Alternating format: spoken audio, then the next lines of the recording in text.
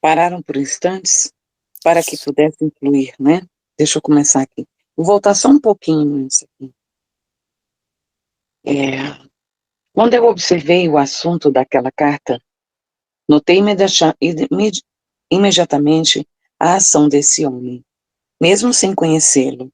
Ele é um homem de Deus, que vem em socorro da nossa religião, como comprovastes pelo sonho que acabais de narrar. Pararam por instantes, para que pudessem fluir mais as ideias, e falou então, já tranquilo, Inocêncio III. João, ajuda-me a fazer alguma coisa. Em muito me poderás me fazendo minha defesa, e aí fazendo minha defesa junto aos outros. Vê se achas os pedaços daquela carta santa, meu filho, e a recomponhas para que nós dois possamos estudá-la e compreender o sentido de sua mensagem. Depois, João, traz esse homem de Deus, busca-o onde ele estiver, usa de todos os meios para alcançá-lo, onde quer que seja, pois temos de conversar com ele. O cardeal encheu-se de alegria e pediu que ele desse por escrito aquela ordem.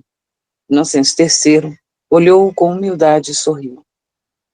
João de São Paulo, que nunca perdera a franqueza nessas horas, percebendo o olhar significativo do Papa, respondeu com ponderação e respeito. Santidade, sois sobremodo digno de todo o meu apreço e da minha confiança. Todavia, a casa é grande, e nem sempre as resoluções partem somente do vosso raciocínio. Os dois sorriram, e a ordem foi dada por escrito, sendo o cardeal dotado de plenos direitos para aquele ministério. O Papa tinha confundido o personagem do sonho, coisa muito comum, mesmo em desdobramento consciente. Ele viu e conversou com o Papa Telósforo, e não com Jesus, como pensava.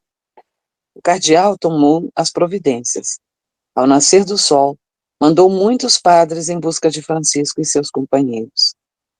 Alguns deles, que já o conheciam, percorreram os alojamentos e feiras, sempre colhendo informações. Outros seguiram pela principal estrada que levava a Assis, e logo alcançaram o grupo de homens simples e alegres, cantando a glória de Deus a manifestar-se em toda parte. Efetivado o encontro, reuniram-se à sombra de uma árvore amiga, e um deles transmitiu a mensagem do cardeal. Senhor Francisco, Léo, deixa eu só fazer um comentário aqui. sim, Quando ele falou essa parte aqui, né, que o Papa, ele viu e conversou com o Papa Telésforo, e não com Jesus como pensava. Ele coloca eu aqui, né, também pensava isso, sabia? isso, que Porque ele coloca aqui, né, que é eu coisa pensava muito assim, comum em desdobramento consciente. No domingo, a gente passou nesse domingo por um caso semelhante, de uma senhora que teve um desdobramento, um desdobramento consciente para auxiliar um trabalho de cura. E aí, a pessoa muito enferma, ela já estava em desdobramento. Quando veio a senhora, guiada pelo mundo maior, a senhora enferma, ela achou que era Maria, né? Então, quando ela retornou, ela falou assim: olha, a Maria me curou. E então ela confundiu, né, a trabalhadora do bem com a própria Maria. Aqui também, né, foi o Papa Telésforo, e aí ele, porque é uma experiência tão forte em desdobramento consciente, é tão viva que ali a pessoa conversou com o próprio Jesus, né, que no fim das contas é um enviado, mas não é o Jesus. E bem nesse domingo a gente teve esse caso parecido com a questão da Maria, que a senhora lá, ela viu Maria. eu ouvi, né, vendo um canal espírita também que eu sigo, que quando Maria aparece, eu não sei, sabe, eu achei meio estranho, assim, mas essas várias aparições de Nossa Senhora em vários lugares do mundo, inclusive em Fátima, que era uma outra entidade, não Maria. Aí, por isso que eu fiquei aqui agora, assim, né, pensando exatamente isso, mas assim, eu confesso que eu acho estranho, porque Na minha cabeça, eu sempre achei que fosse Nossa Senhora mesmo que aparecesse, né? Para mim, eu sempre achei que fosse Nossa Senhora, mas... E o que eu ouço é que aparecem o Jesus, ou Maria, mas eles às vezes estão, vamos dizer assim, parecem como outros também, né? Porque as pessoas justamente não acham que não é possível, né? Mas é claro que é possível, né? Eles estão sempre aí do nosso lado falando, né? E sempre, às vezes vem com outra roupagem, vamos dizer assim, né? Assim como eu tenho uma amiga que ela recebe uma vovó, né? E ela fala primeira vez que ela foi para Portugal, as pessoas queriam comprovar, né? Se ela recebia mesmo e tal. E tinha uma das pessoas que era médium. E quando a vovó veio, e aí fez trabalhos de cura, e foi, né, aquele chororô, aquela coisa toda, e no final ela olhou para ele, essa pessoa que era médium, e ele ficou todo emocionado. Ele falou: nossa, ela é um ser de muita luz, né? Ela se vem com essa roupagem, né, de preto velho, para mostrar, né, a humildade e tudo. E ela falou: é isso mesmo. Então, a gente percebe que eles são, né, às vezes vêm de outra forma, mas com certeza são eles. Quando falou que ele pensou que fosse Jesus, eu pensei nisso. Falei, ele veio ali como um enviado, como o Ismael falou, né? Léo, existe uma coisa que é do ser humano, que é desconfiar e não acreditar. E tem uma necessidade de comprovar.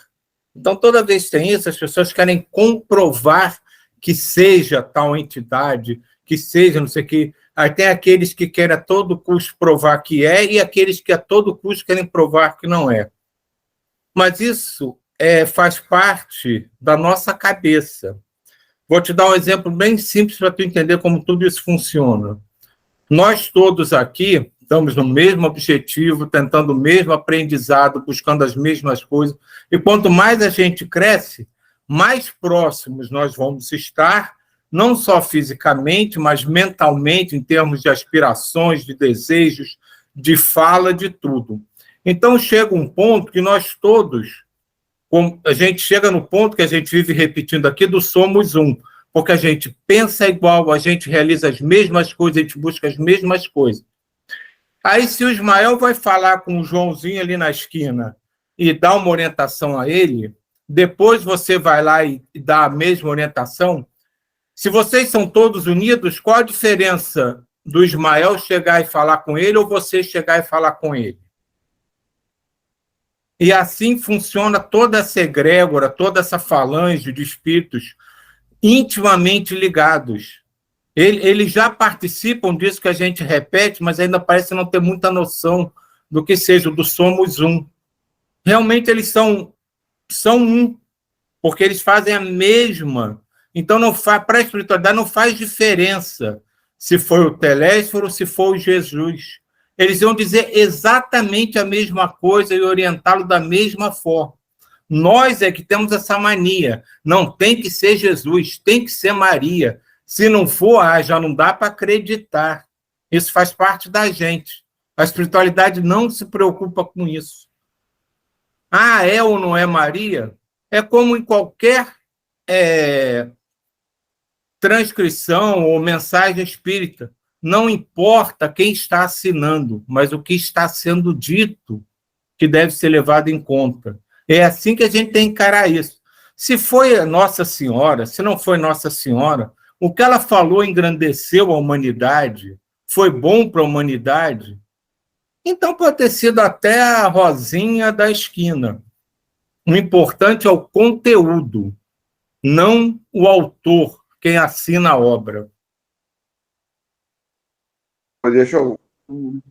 uma coisa muito interessante. Isso aqui eu escrevi antes, tá? Você falar, viu, Silvio? Eu vou ler o que eu escrevi.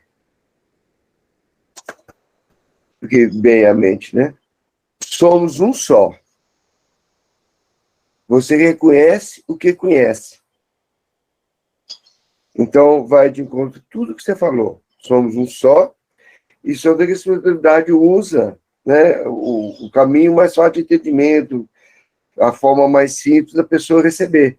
Então, por exemplo, se a pessoa admira muito a Nossa Senhora, Nossa Senhora, ela vai achar que é Nossa Senhora. Que pode ser branca, preta, olho puxado ou não, de acordo com o conhecimento dela, né? Só que ela vai estar de acordo com a idade mental e o intelecto daquela pessoa. Mas olha como é que veio a mensagem antes de você falar assim: somos um só, você reconhece o que conhece. Lindo. Silvio, você está sem microfone.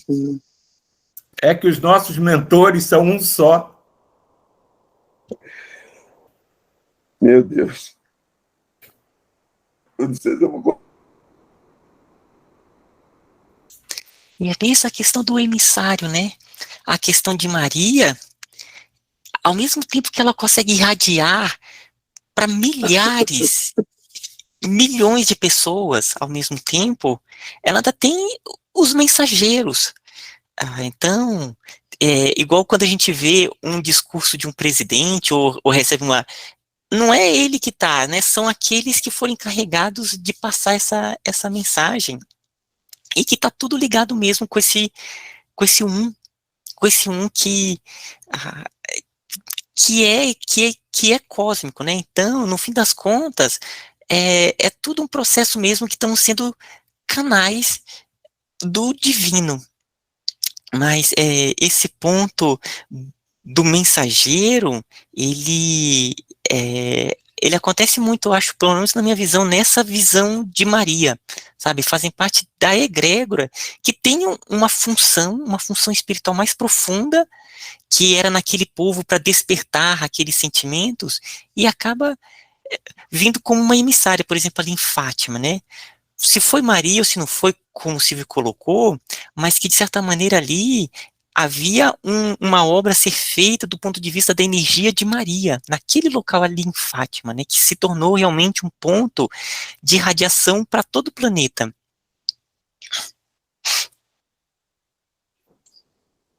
Sem contar que nós podemos ser, em alguns momentos, durante a irradiação, emissários de Maria. E quem garante que um espírito que foi auxiliado por esse momento aqui nosso não acha que foi Maria que teve ali com ele, que irradiou em direção a ele?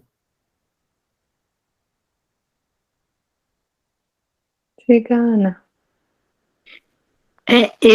Para contribuir com vocês, eu penso juntando tudo isso, que tudo tem a ver com a gente individualmente também, né?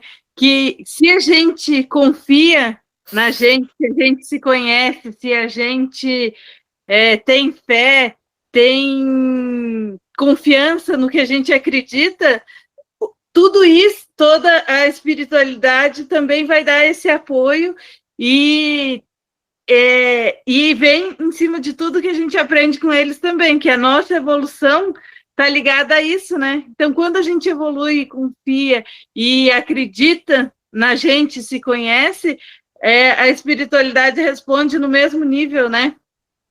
Até logo que eu comecei, não faz muito tempo, logo que eu comecei a estudar espiritualidade, eu lembro que as primeiras mensagens que a gente canalizava era confiança, confiança, confiança.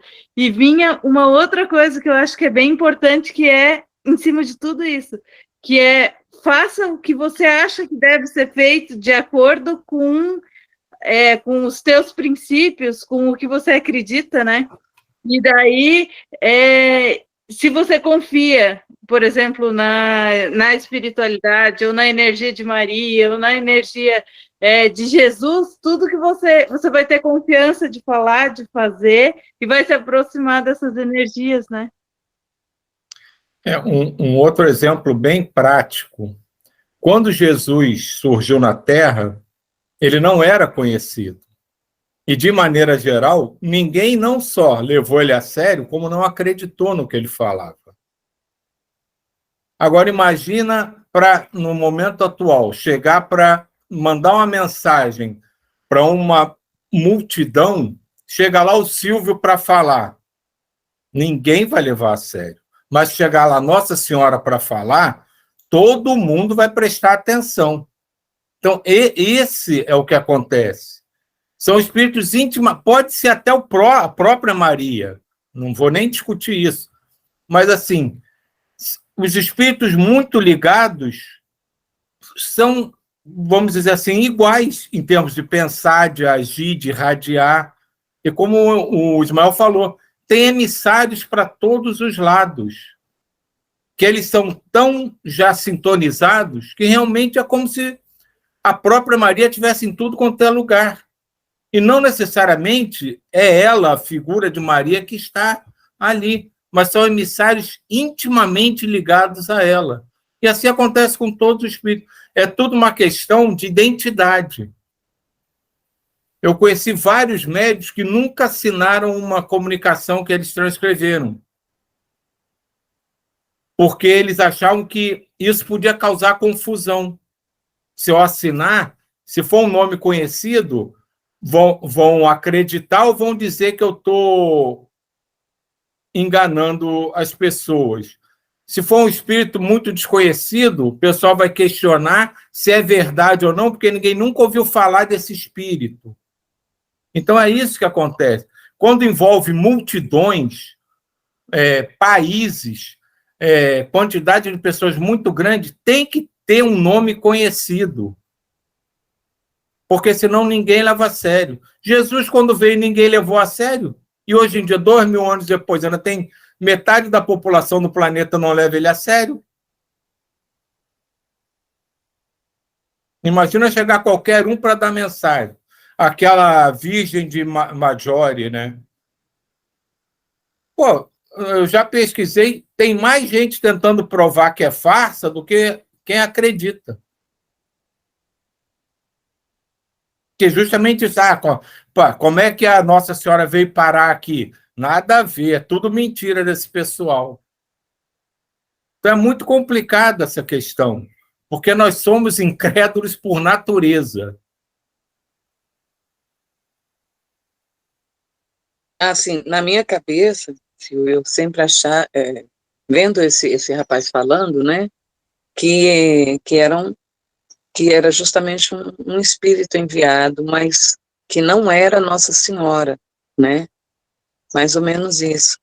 E aí eu sempre achei assim, que era Nossa Senhora, mas de acordo com aquela localidade, daquele jeito, para aquelas pessoas entenderem, né? Dentro daquele raciocínio ali, que ficasse mais fácil para as pessoas entenderem. Um jeito simples, né, dela se aproximar e tudo. Mas eu achava que era Nossa Senhora também, né? Eu acho que é Nossa Senhora.